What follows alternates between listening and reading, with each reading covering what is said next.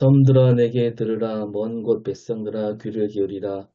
여호와께서 태에서부터 나를 부르셨고 내 어머니의 복중에서부터 내 이름을 기억하셨으며 내 입을 날카로운 칼같이 만드시고 나를 그의 손 그늘에 숨기시며 나를 갈고 닦은 화살로 만드사 그의 화살통에 감추시고 내게 이르시되 너는 나의 종이요 내 영광을 네 속에 나타낼 이스라엘이라 하셨느니라.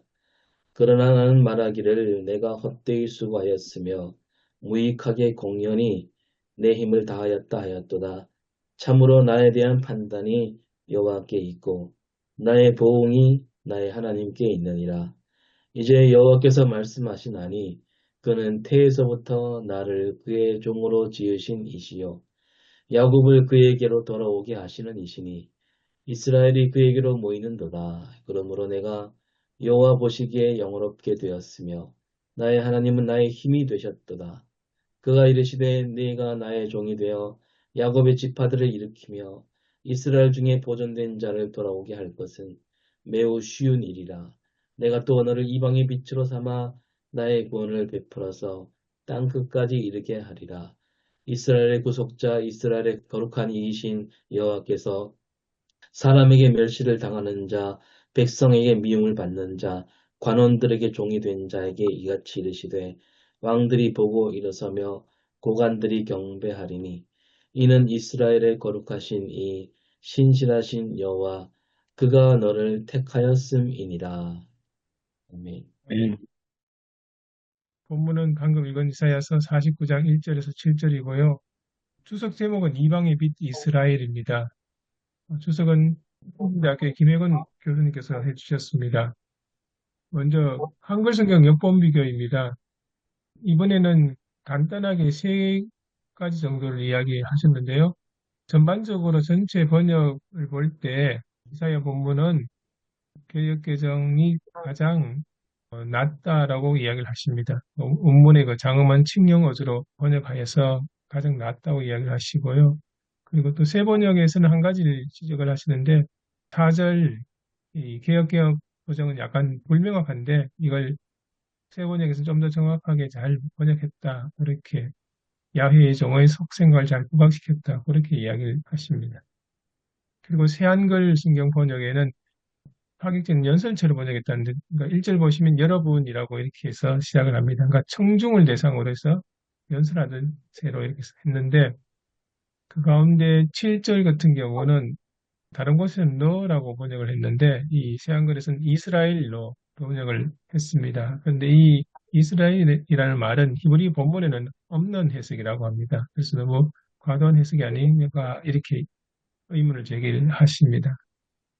그리고 역사적 문학적 본문을 이렇게 보시면 지금 저희 본문을 택한 49장은 이사야 40장에서 55장 사이에 들어가는 중심 본문인데 이 부분은 제2 이사야, 실제로 8세기 이사야가 아니고 그 후대 이사야의 예언을 따르는 그 제자는 후에 이렇게 볼 수 있습니다. 그리고 우리가 이 본문을 읽었던 이 이사야 49장의 이 말씀은 이사야서의 야훼의 종에 대한 노래가 총 5개 나오는데 그 중에 하나입니다. 42장이 나오고 49장, 50장, 53장 이렇게 나오는데 그 노래 중에 두 번째 노래입니다. 그리고 이 이사야 49장의 청중들은 바벨론 포로들이고요. 그리고 말하는 화자는 이사야 40장에서 부름받은 예언자입니다. 그러니까 8세기 이사야가 예언자가 아니고 그의 제자나 후예 정도 되는 사람입니다. 그리고 48장 16절에 1인칭 대명사 나라는 것이 나오는데요. 이 나는 이스라엘 민족, 그러니까 이상화된 이스라엘 민족, 실제 그 바벨론 포로 생활한 이스라엘 민족이라기보다는 이상화된 이스라엘 민족 설명할 수 있습니다.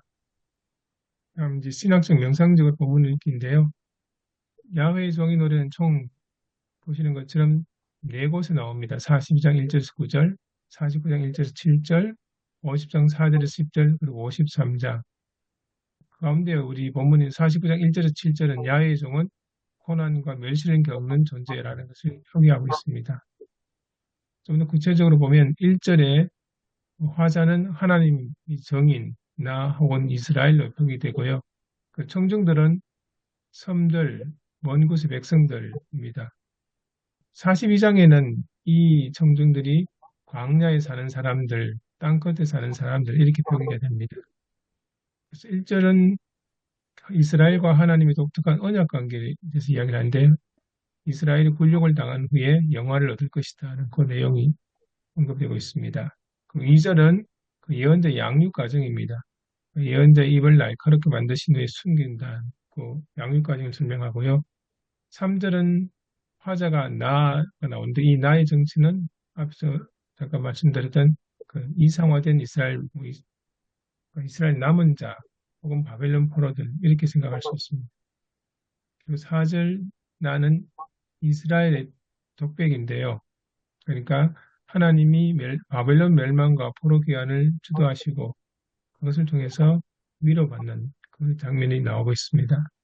그리고 5절은 하나님이 이스라엘 공평하게 판단하신 결과 포로기가 끝난 이후 다시 선택하신다. 그 내용이 나옵니다. 그리고 6절에서는 하나님의 사역에 대해서 나오는데요. 야훼의 종을 통해 야곱 지파를 일으키셨고 그들이 가나안으로 돌아가게 하셨고 야훼의 종을 이방의 빛으로 삼아서 하나님의 구원을 전파하고 그것이 땅끝까지 이르도록 하겠다는 그 하나님의 사역에 대해서 언급을 합니다. 그리고 7절에 이방인의 빛으로서 이스라엘의 활약을 다루고 있습니다. 그러니까 이 이스라엘이 외인의 멸시와 미움을 받게 되는데 그 야훼의 종이 당한 상처를 보고 이방의 왕과 나라들이 경악을 한다. 그런 내용이 나옵니다. 네 번째 위기 심판 회개로 본문 읽기입니다. 김영근 교수님께서 이 설교 구성을 위한 제언 이쪽에 이사야서에 나오는 종의 노래에 대한 전반적인 정리를 해 주셨습니다. 이렇게 정리한 이유가 이 네 개의 노래가 좀 서사적으로 진전되는 발전이 있기 때문에 이제 전반적으로 다 설명해 주신 것 같습니다.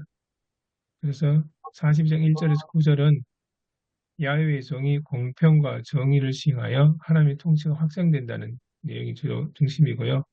그리고 오늘 우리가 다루는 본문은 42장의 내용을 이어받으면서 근데 그 야훼의 종은 고난받는 종이란 언급이 나옵니다. 사람들로부터 멸시와 미움을 받는 종이다. 그리고 하나님이 이스라엘을 종으로 선택했다. 이렇게 고난받는 이스라엘을 하나님의 뜻을 나타내는 하나님 뜻을 전하는 그 종을 선택했다.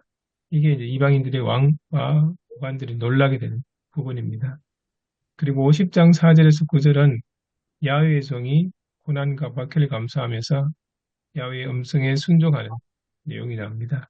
그리고 53장은 그 유명한 고난을 받는 종의 노래인데 이 종의 노래의 네 개의 전반적인 그 노래의 절정에 해당되는 부분입니다.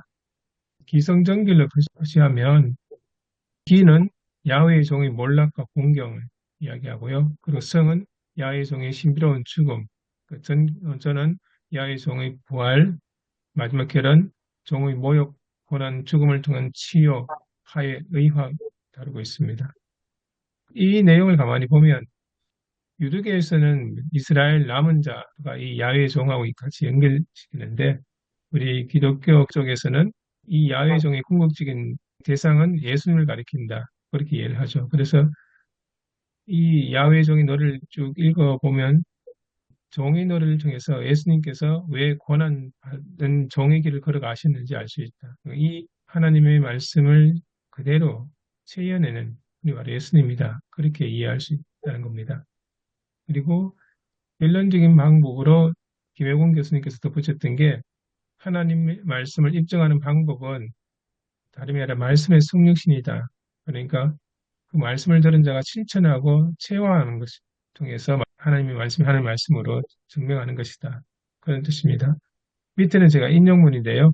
우리가 성경이 하나님의 말씀이다라는 진실을 증명하는 가장 강력하고 효과적인 방법은 그 말씀대로 인생을 실험하고 그 말씀에 순종하여 드림으로 그 말씀이 내게 하나님 말씀이 되었다 하는 것을 입증하는 것이다. 이렇게 이제 인용되어 있습니다. 설교는 이제 고창중앙교회 전종찬 목사님께서 하셨는데요. 설교 제목은 진실하고 신실하게 이렇게 다루셨습니다. 전반적으로 이 설교를 짧게 정리해 주셨는데요. 첫 번째는 이제 야훼의 종에 대해서 나옵니다. 야훼의 종은 이스라엘 혹은 하나님의 의지를 선포하는 자라고 설명하면서 설교를 시작하고요. 그리고 이제 야훼의 종이 고난과 멸시를 받는 이유에 대해서 언급을 합니다. 그러니까 시내산에서 하나님과 계약을 맺으면 이스라엘이 제사장의 나라가 되었지만 그 이스라엘이 결국 종의 사명을 잊어버렸다. 그래서 바벨론으로 포로로 잡혀갔는데 거기서 이스라엘이 자신의 진정한 모습을 재발견한다. 그게 이제 시내산에서 언약을 맺었던 그 야훼의 종 정체성을 발견하게 되고 그리고 이제 밑에 잠깐 언급된 게 이제 순환받는 종으로서 예수와 이스라엘의 차이점과 공통점에 대해서 언급을 해놓으셨습니다. 차이점은 예수님은 죄가 없이 고난과 죽음을 당하셨고 반면에 이스라엘은 자신의 죄 때문에 고난을 받았다. 둘 쪽의 공통점은 그들을 통해서 이 세상을 구원하고자 하는 하나님의 뜻입니다. 마지막 결론적으로 설교에 정리한 것은 복음의 전달자로서 그리스도의 삶이 전가라고 의료해야 한다. 그래야 온 세상이 예수를 구주로 고백하게 될 것이다. 그리스도인에 대한 이야기를 마무리를 해서 정리를 하셨습니다. 제가 질문을 이렇게 정리를 해봤는데요. 내용이 대체로 좀 어려워가지고 그 내용 이해하는데 많이 시간이 필요할 것 같다는 생각이 들었습니다. 질문은 첫 번째는 뭐냐면 주석에서 야훼의 종이 이스라엘이기도 하고 공동체이기도 하면서 어떤 때는 이제 예언자 개인이라고 이야기를 하는데요. 근데 하나님은 공동체를 통해서 일하시면서 어떻게 또 개인에게 사명을 주어서 그것을 감당하게 하시는지 이런 부분 하나님께서 사명을 교회에도 주시고 교회 내 구성원 한 성도에게도 주신 이런 문제를 어떻게 이해할 수 있는가 하는 부분이고요. 두 번째는 하나님의 종의 정체성을 결정하는 것은 하나님의 부르심인가 아니면 그 사명의 성취로 증명되는가 하는 겁니다. 세 번째는 하나님의 구원은 왜 항상 이스라엘의 회복에서 열방을 향한 파송으로 확산되는가 하는 겁니다. 그리고 네 번째 마지막으로는 하나님은 왜 자기 종이 멸시와 위험과 고난을 겪게 하시는가? 그러니까 사명을 하나님께 주셨다면 왜 그 종은 오늘 본문에 나오는 것처럼 실패감과 허수고를 경험하게 하는가? 마치 이 영광을 받기 전에 반드시 수치와 낮아짐, 멸시와 고난을 받아야 한다. 라고 이야기를 하는데, 그러면 그 영광 안에는 그런 수치와 낮아짐도 같이 포함되는가? 그런 이제 의문이 들었습니다. 예, 제가 준비한 것은 여기까지입니다.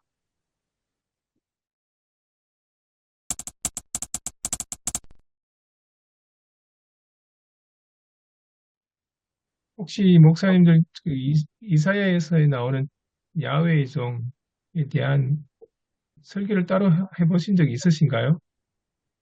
제가 이 주석하고 설교를 읽어봤는데 성경 본문도 계속 여러 번 읽어봤는데 어렴풋이 이해는 되는데 명료하게 뭐다 딱 하기가 좀 막연한 그런 본문이고 주석이더라고요. 그래서 야훼의 종에 대한 이해가 먼저 필요한데 그런 생각이 들어서 이제 목사님들 중에 야훼의 종에 대해서 혹시 설교를 해보신 적 따로 이렇게 정리를 해보신 적이 있으신가 물어봤습니다.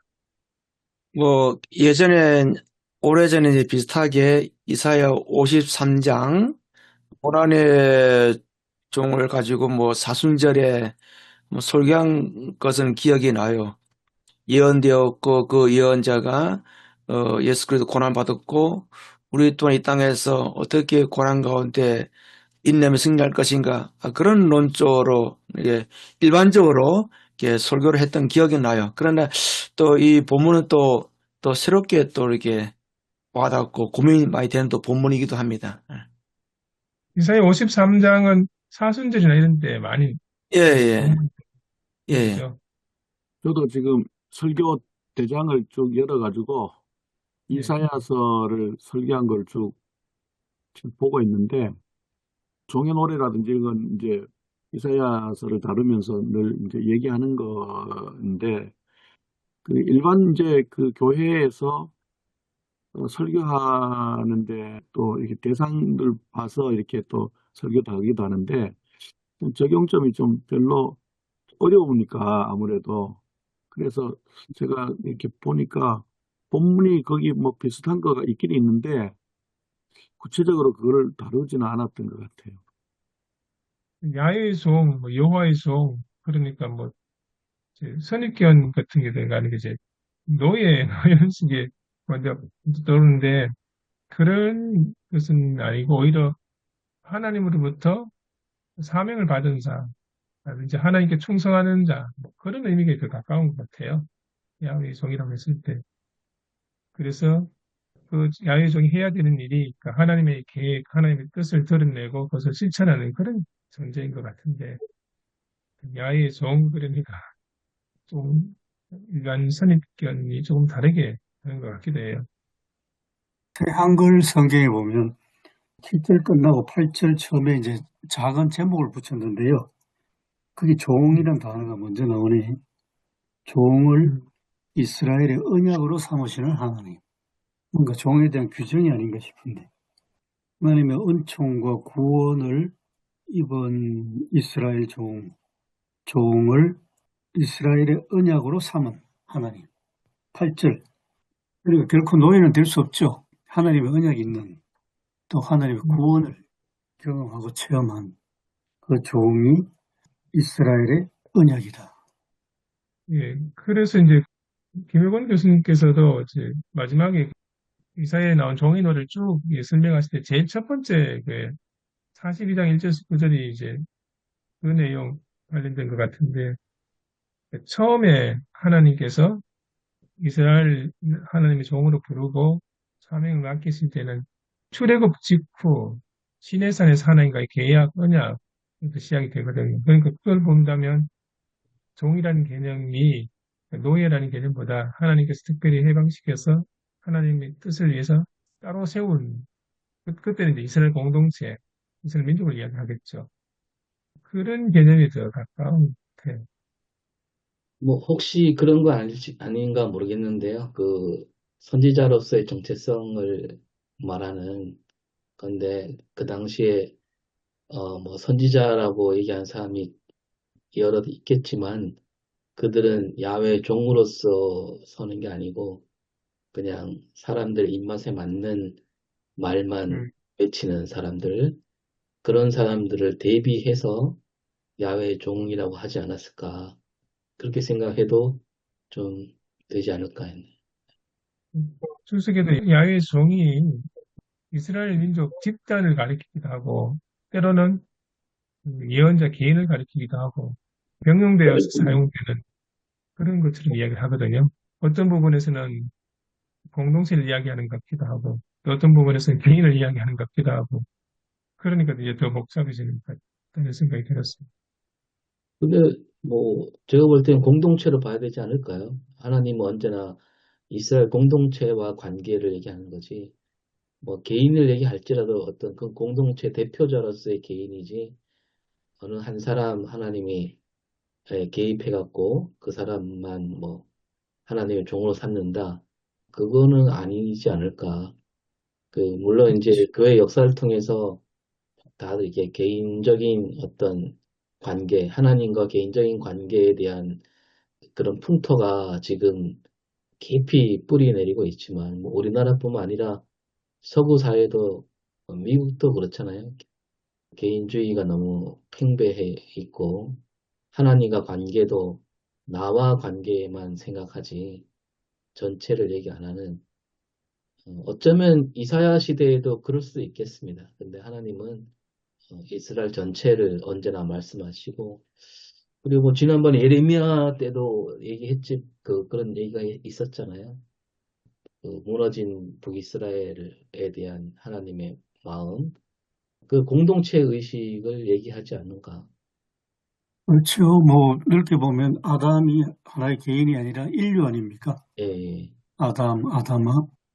또 예수도 로마서에도 한 번 예수는 두 번째 아담으로서 예. 하는 것은 이 개인이 아니라 두 번째 아담이니까 인류고 이게 뭐 우리가, 그렇게 이해하는 게 그렇죠.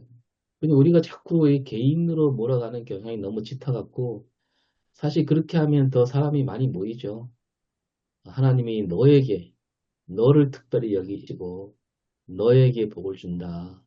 뭐 이런 식의 메시지가 지금 너무 만연해 있고, 그렇게 해야 또 사람들이 많이 모이니까, 지금 그런 병폐 현상이 지금 한국교회, 이번에 뭐 박영선 목사님 그 얘기도 결국은 공동체 의식이 없는 거죠.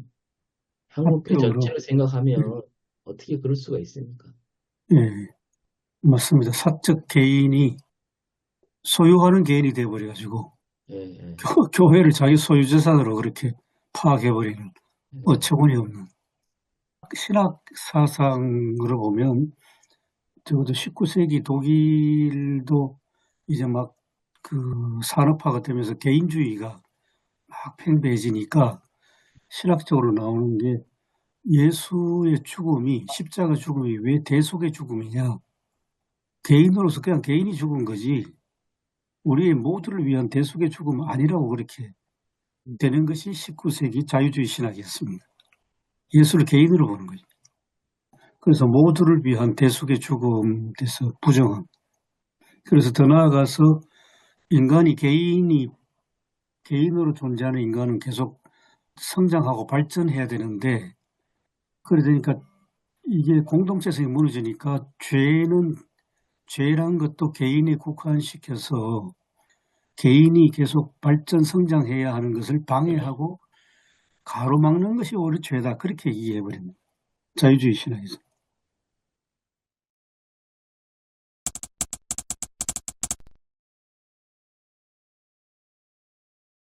이 본문으로 이렇게 가서 제가 옆에 이제 요약으로 이렇게 써놓은 거에 의하면은 그 프란츠 벨리치의 얘기를 제가 써놨는데요. 여기 보면은 종이 집단체가 아닌 개인임을 나타내는 근거다. 5절, 6절 이쪽으로 보면서 만약 종을 이스라엘로 본다면 이스라엘이 어떻게 동일한 이스라엘을 자기에게로 돌아오게 할 수 있으며 또 어떻게 자기에게로 모이게 할 수 있겠는가? 그것은 논리적이지 않다. 또 남은 자 이스라엘도 아니다. 6절 상반절에서 그 보존된 자, 남은 자가 어떻게 동일한 남은 자를 돌아오게 할 수가 있겠는가? 그래서 델리치는 이 본문의 주인공은 집단체 이스라엘이 아닌 그리스도를 가리킴이 분명하다고 이제 이렇게 또 델리치의 관점에서는 그렇게 얘기합니다. 그러니까 집단적 이스라엘도 아니고 남은 자 공동체도 아니고 이스라엘의 소명을 완성하는 인격적 종으로서 이 부분을 해석하고 있습니다. 그러니까 메시아, 그리스도 이렇게. 개인은 개인인데 전체를 대변하는 개인으로. 예, 그렇죠. 예. 독일어는 단어가 보면 페어트레트 하는데 이 경우에는 그 분리된 개인이 아니고 전체를 대변하는. 옛날에 우리 자랄 때 저희들 어릴 땐 그랬습니다. 동생이 잘못하면 아버지가 동생 혼내지 않고 맞아요. 맞이 형을 막 꾸지람하지 않습니까? 예, 저는 조금 다르게 생각되는 게 뭐냐면 공동체, 전체나 개인이나 이걸 이제 개념적으로 생각하면 이렇게 좀 대조되고 대립되거나 그런 개념인데 실제 이스라엘 역사 속에서 보면 하나님이 부르신 것은 이스라엘 공동체지 않습니까? 그 공동체가 하나님의 원래 부름에 맡긴 사명이 제대로 감당했냐 하면 또 아니지 않습니까? 그리고 뭐 포로까지 가는 상황인데 그런 상황 속에서 하나님은 그들을 포기하지 않고 그 가운데 하나님의 선지자를 보내서 어떻게 보면 계속해서 이스라엘 공동체를 향해서 회개하고 돌이키기를 이야기하지 않습니까? 그런 관점이 아닐까 그런 생각이 들었습니다. 그건 이제 하나님의 궁극적인 목적은 이스라엘만 아니다. 이스라엘 통해서 온 세상 이방이 하나님의 빛을 볼 수 있게 하기 위한 제사장 나라를 세웠는데 그 이스라엘 자체가 문제가 있으니까 그 안에 또 특별한 사람을 세우고 그를 또 갱신하려고 하고 그런 관점이 아닐까. 그러니까 전체와 개인이라는 게 그냥 흑백으로 이렇게 이야기하기 좀 힘든 그런 어떤 역동적인 그런 모습이 있지 않는가 그런 생각이 들었습니다. 아까 아담도 이야기했습니다만은 창세기 12장에 보면 하나님이 아브라함을 부르실 때 분명히 개인 아브라함 불렀는데 부르실 때는 말씀이 내가 너로 큰 민족을 만들겠다. 아브라함 부르실 때 당시에 아브라함은 자기 혼자인데 하나님은 이미 아브라함을 통해서 이미 민족까지 보셨던 거 아니겠습니까? 그리고 보면 이제 개인은 개인인데 그 개인이 민족을 이루는 개인이 되어버리니까 공동체적인. 뭐 예레미야 경우도 제 생각해 보면 예레미야가 뭐 이제 망한다 하고 뭐 그런 막 예언을 하고 그 예언을 했으니까 자기는 다 봤으니까 혼자 살 길 찾아갈 수 있는데 예레미야는 같이 망하지 않습니다. 공동체성으로. 그런 점에서 성경의 흐름은 계속 개인을 결코 뭐 폄하하거나 부정하지는 않는데 공동체 속에서 공동체를 위한 개인으로. 저는 또 이런 생각까지 합니다. 예를 들어서 19세기 말에 사회주의, 독일의 이제 노동운동 사회주의가 나왔을 때 막스하고 다른 사회주의는 한 사람은 모두를 위해서 살아야 되고 또 모두는 한 사람을 위해서 존재해야 된다. 사회주의가 집단 전체주의로 안 간다는 거죠. 개인이 살아있으면서도 공동체적인. 네, 오늘 이제 그 주석에도 야훼의 종을 이제 이스라엘, 이제 그 집단이면서도 또 개인으로 이제 보고 있잖아요. 그죠? 그렇다면은 종은 이스라엘 전체를 가리키는 집단적 의미를 또 가지면서도 동시에 이스라엘을 회복시키는 대표적 그 메시아적 인물로 이렇게 그 두 가지로 봐야 좀 되지 않나 그런 이제 그 정리가 되네 보니까요. 예.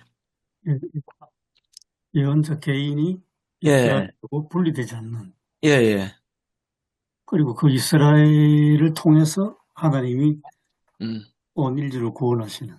예. 그렇게 본다면 제가 세 번째 질문을 이렇게 했는데 하나님의 구원은 왜 항상 이스라엘의 회복, 자기 공동체 회복에서 열방을 향한 파송으로 확장되는가 이렇게 질문을 드렸거든요. 결국 이스라엘 공동체의 회복, 이에 출애굽까지 올라가면 이스라엘 공동체의 출애굽, 하나님과의 약속. 근데 그 출애굽의 목적은 이스라엘 민족들의 잘 먹고 잘 사는 그게 초점이 아니고 그들을 통해서 이방, 그러니까 주변에 있는 열방을 향해서 제사장 나라로서 세우는 것. 항상 이런 구조가 되는 것 같다는 생각이 들거든요. 성경의 그 중심 내용들이. 그래서 어떻게 보면 우리 식으로 생각하면 우리 공동체, 우리 신앙인의 그 내적인 회복, 그게 이제 그게 머물러 있는 게 아니고 세상을 향해서 어떻게 보면 하나님의 종으로서 파송하는 이 두 개가 이렇게 서로 짝을 이루는 것 같다는 그런 생각이 듭니다. 느낌은 오는데 말로 딱 정리를 해서 딱 명확하게 하기가 좀 어려운 부분인 것 같아요. 예, 저는 그죠? 5절 그 6절을 읽으면서 그런 생각이 듭니다. 그러니까 사명이 단순하게 이스라엘 회복에만 머무는 것이 아니라 그러면 이스라엘 부르는 의미가 별로 없잖아요. 그래서 이스라엘 대표해서 땅끝까지 이르는 정말 하나님의 빛, 생명의 빛 그런 방점 아닐까 그런 생각도 듭니다. 그러니까 이스라엘 회복이지만서도 그러나 이스라엘 회복을 넘어서는 정말로 온 인류를 향한 그 땅끝까지 이르는 하나님의 그 어떤 구원의 빛, 생명의 빛 그런 좀 뉘앙스가 풍기지 않나 그 생각이 들어요. 5절, 6절을 읽으면은. 그러니까 이것이 아마 개인을 넘어서서 공동체 또 그러면서 공동체를 그 회복하는 또 메시아적 사명 이렇게 같이 봐야 본문의 의미가 드러나지 않을까 그런 생각이 듭니다. 지금 제가 일단 요 부분에 대한 거를 일단 챗GPT에다가 일단 넣어봤어요. 그랬더니 이사야의 논리에 대한 거를 이렇게 하나를 제공했는데, 집단적 이스라엘로 불렀는데 이것이 실패했다. 그래서 다시 대표적 실패한 집단적 이스라엘이 실패했으니까 대표적인 개인을 세워서 그것이 이제 종이고 또 혹은 메시아일 수도 있고, 그래서 이 대표를 가진 개인의 순종을 통해서 새로운 공동체를 세우고, 그것이 이제 구원받은 이스라엘이고, 거기 플러스 이제 열방이 돼서 이런 전체적인 구도로 이렇게 이사야의 논리가 진행된다. 이런 이제 이야기를 합니다. 한 문장으로 이제 이렇게 제공한 걸 보면은, 그래서 이사야 49장은 실패한 집단적 이스라엘의 사명이 한 대표적 개인, 시야 안에 응축되고 그 개인의 순종을 통해 공동체 전체가 다시 살아나는 구조를 보여준다. 네, 이렇게 설명하고 있습니다. 분명해지는 것 같습니다. 네. 그리고 아까 교수님께서 말씀하셨던 아까 그 대표성에 대한 것도 위에서 그 설명이 되고 있습니다. 그 히브리적 사고의 핵심으로서 한 사람이 공동체 전체를 담아낼 수 있다라는 그 개념으로 아담이 곧 인류고, 로마서 5장에서도 말씀하고 있고, 또 아브라함은 곧 한 민족을 이루는 한 민족을 또 대표하는 것이고, 또 다윗 같은 경우에도 왕이면서 이스라엘의 운명 그 자체가 되어지고, 또 대제사장은 백성 전체를 대표하여 하나님 앞에 서는 이제 그런 어떤 대표성에 대한 얘기도 교수님 말씀하신 거하고 동일하게 말씀하고 있습니다. 그래서 그 대표성이 개인은 공동체에서 분리되지 않고 공동체의 운명이 또한 개인 안에 응축된다. 결국 그것이 이제 예수 그리스도 안으로 다 이제 귀결되는 것 같습니다. 네, 네. 예. 참 어렵네요. 정리는 되는데 그다음 그럼 설교는 어떻게 하나? 공부를 많이 해봐야 될 것 같아요.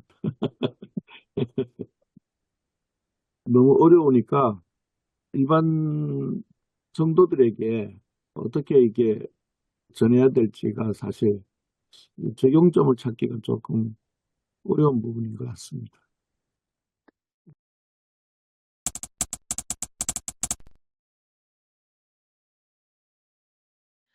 사실 오늘 본문도 목회자에게는 고민이 많이 되죠. 부르심을 받았지만서도 열매가 보이지 않잖아요. 결국은 열매가 보이지 않으니까 이제 메시아 거를 이제 대망을 보여주는데, 그럼 현실에서 우리가 어떻게 할 것인가? 정말로 목회자 그런 사역의 가치, 그 열매인데 가치를 과연 결과로만 놓고 봐야 되냐? 이걸 결과로 놓고 봐야 된다면은 뭐 도시도 그렇겠지만서도 사실 시골에 있는 목사님들은 다 실패했다고 보거든요. 그렇다면은 왜냐면은 뭐 다 이렇게 연로하시고 천국 가시고, 심지어는 옛날에 50명 있었던 교인들이 30명. 우리 영준호에 이제 어느 목사님이 본인이 교회 올 때 80명 됐다는 가까이가. 그래서 지금 한 30명, 40명으로 이렇게 뚝 떨어져 버리니까 내가 과연 목회한 사람인가? 본인 스스로 이제 그렇게 느끼는, 목사님 실패하지 않았다고. 그건 자연적인 현상이잖아요. 그 다음에 꼭 사회 결과를 어떤 그 열매로 본다면은, 그러나 하나님께서 어떤 그 삶이, 그럼에도 불구하고 우리를 사역자로 불러주셨고, 참 저 같은 경우에는 제가 이렇게 설교를 준비하면서 이런 생각 들어요. 야, 내가 이렇게 열심히 하고 이렇게 연구하는데 한 사람은 귀가 안 들려요. 보청기를 이제 갖고 오면 되는데 그나마도 보청기를 안 갖고 오시면은 물어요. 목사님 뭐라고 말했지? 하면서 설교 중에. 굉장히 참 그럴 때는 참 답답하기도 하고, 그래서 제가 설교 원고를 제가 나눠줘요. 집에 가서 꼭 읽어보시라. 제가 전달한 내용이 안 되면은 그냥 집 와서 한 번만 읽으면, 저 안 되면 두세 번 읽으면은 그래도 한 줄이라도 이렇게 남으면은 그 기도하라. 그래서 제가 그 다른 교회보다 제가 그 주보 작성에 좀 특이한 것은 주보 앞에다가 한 주간 동안의 기도 제목 두 가지 해가지고 항상 그 설교를 그 두 줄로 요약해가지고 딱 줘요. 왜냐면 이거 갖고 기도해라. 적용해갖고. 그럼 예수님의 세례가 오늘 우리의 세례가 어떤 의미인지 하면서 그런 내용을 이제 두 가지로 딱 쪼개서 이제 항상 그 설교 중에 다 못 줘도 이제 계속 이제 한 주간 동안 그 내용 갖고, 그리고 또 주보에는 지난주엔 설교를 다시 또 요약을 해가지고 이제 칼럼식으로 요약해가지고 나눠주고, 그러면서 사실 뭐 제가 여기에서 뭐 다른 프로그램 할 수 없으니까 어쨌든 간에 설교로서 한 줄이라도 교인들에게 좀 더 이렇게 적용점을 주자. 이렇게 하기 때문에 오늘 본문도 굉장히 좀 성도와 목회자는 어떤 그런 사역의 가치를 결과로만 판단할 것인가. 물론 우리가 예수님께 포커스 맞추면 굉장히 쉬워요. 사실상 그렇게 하면은. 그러면 교인들은 뭐냐, 우리는 뭐냐, 그렇게 고민되죠. 우리 조 목사님처럼. 사실 조 목사님 고민이 우리의 고민이고 저의 고민이고 모두의 고민 아니겠습니까? 그리고 오늘 이제 주석의 주제가 그거잖아요. 이방의 빛 이스라엘. 성경에 있는 주제 그대로 이렇게 했더라고 보니까요. 저도 어저께 이걸 읽으면서 준비하면서 야, 이번 주 설교 방향을 어떻게 해야 될 것인가 하면서 또 저 자신에게 투영하면서 이제 물론 이제 뭐 제목이 정한 건 아닌데 어렴풋이 이제 과연 내가 이 본문을 가지고 어떻게 할 것인가, 뭐 고난 속에서 드러나는 빛이 아닌가, 고난 속에서. 그렇지만 이 오늘 본문이 참 저에게 도전도 되면서 또한 연구하면 또 메시지가 얼마나 나올 것인가 또 기대가 됩니다. 좀 쉽지 않은 시대에 쉽지 않은 예. 본문 같습니다. 저는 이렇게 대충 이제 설교를 이제 어저께 준비하면서 그렇다면은 이스라엘 그죠, 태어나면서 이제 그 부르신 이제 모태에서 부르고 과연 우리 부르신 사람들은 좀 하나님의 영광을 위한 삶이다. 하나님의 영광을 위한 삶. 그 본문에 이제 야훼의 종이 태어나면서 이제 부르심을 받은 이제 존재임을 부르는데, 우리 그리스도인은 태어나면서 그리스도인이든 뭐 그다음에 중간에 예수님을 믿었던 간에 어쨌든 하나님의 영광을 위한 삶을 살아갈 수밖에 없는 존재다. 이는 하나님께서 너는 나의 종이고, 물론 그것이 개인도 되고 집단도 되고, 그래서 저는 보니 여기에 주석에는 이제 집단으로 이렇게 해석하면서 이제 메시아로 이제 연결되는데, 마찬가지로 그 내 영광을 이제 나타내야 될 사명이 있다면은 그건 고민이 되고, 그 다음 문제는 이제 헛수고하는 그 헛수고로 보이는 이런 순종이 과연 하나님께 맡길 인생을 어떻게 갖고 갈 것인가, 그런 이제 설교 요지를 전 정하면서 그런 생각도 듭니다. 고민이요. 그러면서 이제 고난 속에서 이제 확장되는 사명을 어떻게 땅 끝까지 이루어가는가. 저 같은 경우에는 이제 목회의 어떤 남은 8년까지, 또 우리 교인들은 주님 나라 갈 때까지 그 사명을 어떻게 이루어가는가, 이런 생각이 들면서 이제 설교 아웃라인을 대충 잡아봤습니다. 저는 오늘 뭐 어쨌든 간에 그 나름대로 그죠, 이 본문을 이제 읽고 또 설교 아웃라인을 잡아가면서 이제 대충 이제 먼저 이제 기도문을 이제 그 설교 기도죠. 설교 기도문이라고 볼 수 있는데, 대충 이 본문 갖고 그럼 나는 이 본문을 어떻게 갖고 기도할 것인가, 제가 이게 기도문을 좀 이제 만들어봤는데, 신실하신 하나님 아버지, 고난받는 종의 공동체를 통해서 하나님의 빛을 드러내게 하옵소서, 이렇게 하고, 그 다음에 이제 결과로 믿음을 판단했던 나의 연약함, 우리 믿는 사람의 연약함을 용서해달라고 그렇게 기도하고, 또 헛수고처럼 보이는 순종의 자리에서도 하나님의 신뢰를 놓지 않게 해달라. 예, 그런 이제 그 기도문을 작성하면서 우리의 삶, 또 목회자의 삶이 말씀이 되어서 세상 가운데 주님의 빛을, 또 주연절이니까 주님의 빛을 드러내게 하옵소서. 우리의 작은 순종을 통해서 주님의 구원이 땅끝까지 이게 이르게 하소서. 대충 이렇게 이제 설교를 흐름을 따라서 이제 제목을, 아니, 기도문을 좀 작성해 봤어요. 그러면은 아마 이렇게 저는 설교 준비하다가 안 되면 먼저 기도문을 작성하면은 이제 대충 이제 설교 아웃라인이 나오거든요. 어, 예. 갑자기 뭔가 성광이 확 미쳤습니다. 저도 아, 예. 잘 안 풀릴 때 기도문을 먼저 작성해서 예. 아웃라인 잡고. 본문을 이해하는 것도 많이 쉽진 않고 이걸 어떻게 그럼 성도들에게 전할 수 있을까 그런 고민도 되고 한편으로는 초세에서 이야기했던 그 이스라엘 공동체가 교회로 대비되고 예언자, 개인이 그의 성도 혹은 목회자 대비된 지켜가지고 이해를 하는 방법도 있을 것 같고 그런 생각이 듭니다. 그러면 좀 어려워질 것 같아요.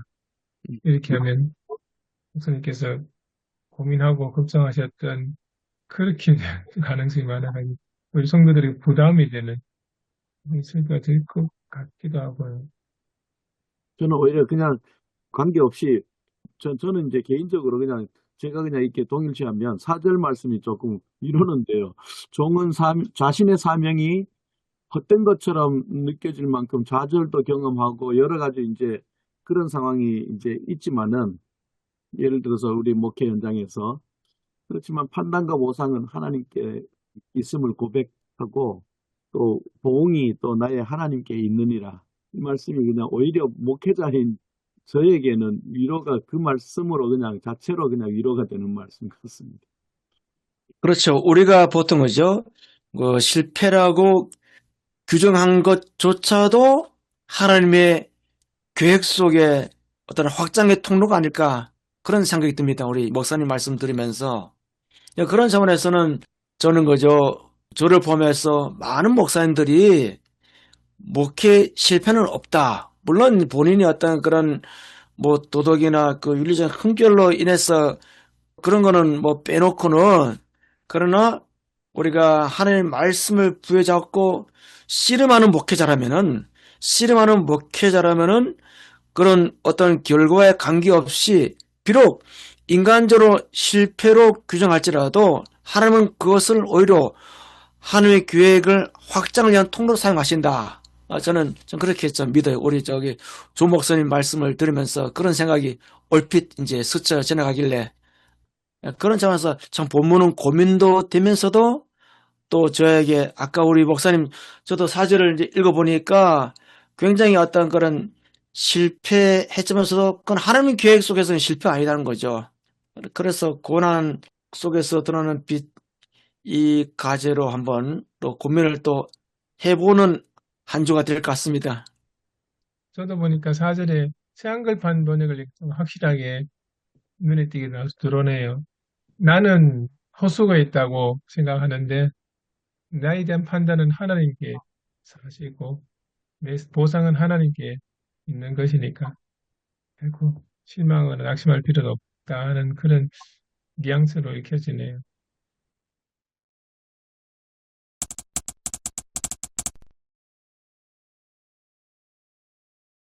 사랑과 은혜가 많으신 하나님 아버지, 하나님 말씀을 붙잡고 씨름하는 것이 늘 부담이 되고 또 한편으로는 걱정이 되기도 합니다.